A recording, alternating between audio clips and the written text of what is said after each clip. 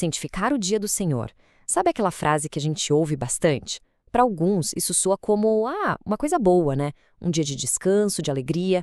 Mas para outros pode parecer um peso, um dia cheio de regras, de obrigações.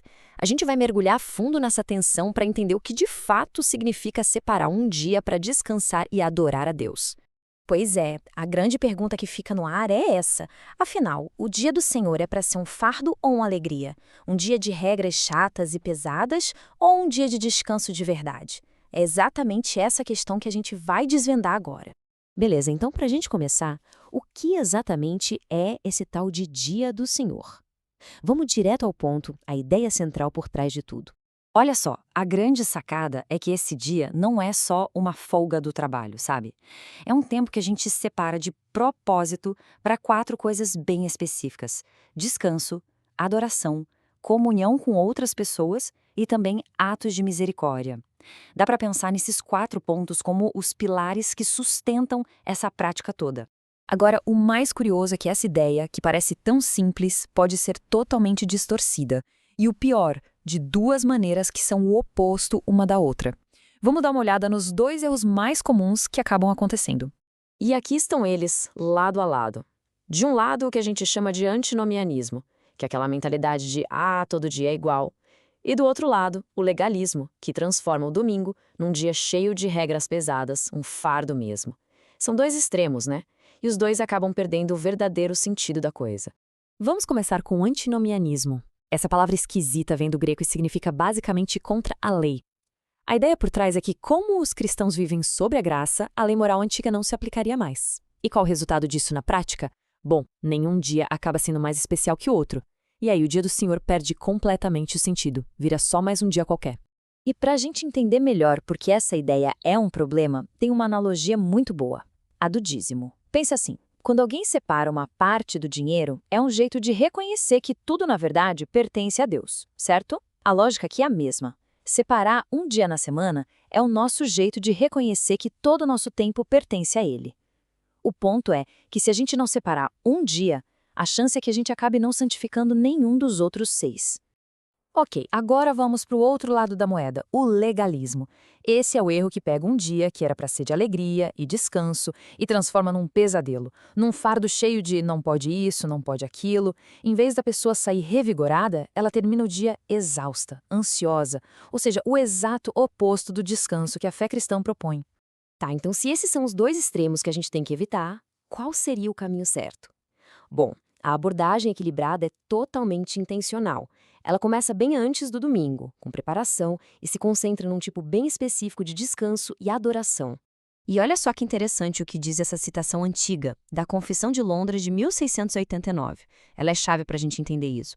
A citação mostra que guardar o dia do Senhor não é algo que começa no domingo de manhã. Não, começa antes com uma preparação cuidadosa, tanto do coração quanto das coisas práticas do dia a dia. Mas como é que isso funciona na vida real?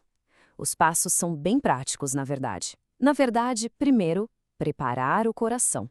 Segundo, organizar as coisas do dia a dia com antecedência. Sabe, deixar a roupa separada, a comida meio pronta.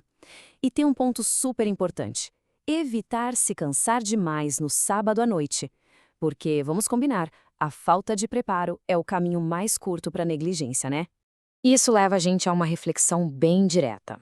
Pensa comigo, se para uma entrevista de emprego ou para uma viagem de férias, a gente se prepara todo com o maior cuidado, por que justamente o encontro semanal com Deus seria tratado de qualquer jeito, no improviso? É algo para se pensar, né? E aqui vem um ponto que pode até surpreender. A própria ideia de descanso nesse contexto é diferente do que a gente costuma pensar. Não é sobre ficar o dia inteiro deitado no sofá, de bobeira. É um descanso que é santo e, olha só, ativo.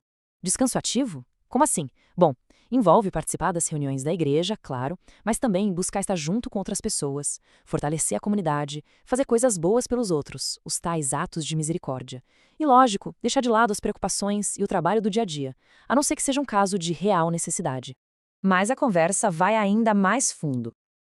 O jeito que cada um encara o domingo não é só sobre seguir ou não seguir uma lista de regras.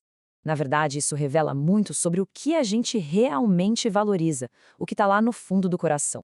A história de Esaú na Bíblia é um exemplo perfeito disso. Lembra dele?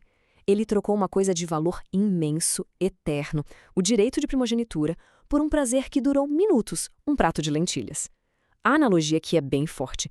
Será que às vezes a gente não faz o mesmo? Trocar a bênção de um dia especial por um lazer passageiro, algo que acaba competindo com a adoração? E essa reflexão nos leva a uma pergunta bem direta, até provocativa. Se o futebol do fim de semana é inegociável, se aquele passeio é sagrado, se até dormir até mais tarde é prioridade máxima, mas o culto, a comunhão, é a primeira coisa que a gente corta da agenda quando aperta, que tipo de Deus a gente está ensinando nossos filhos a adorar? A pergunta é forte, mas necessária. E para a gente ir caminhando para o final, tem uma perspectiva que eleva tudo isso, que tira essa discussão do campo da mera obrigação semanal e a coloca em outro patamar.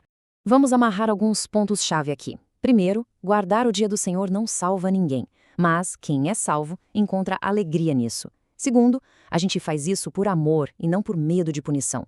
E terceiro, é uma chance de oferecer o nosso melhor, sabe? E não só as migalhas, as sobras do nosso tempo e da nossa energia. E para fechar, fica essa ideia, que é ao mesmo tempo profunda e linda. O domingo é, na verdade, um ensaio, uma pequena amostra do descanso eterno. Guardar esse dia não é só cumprir uma regra, é como ensaiar para a eternidade.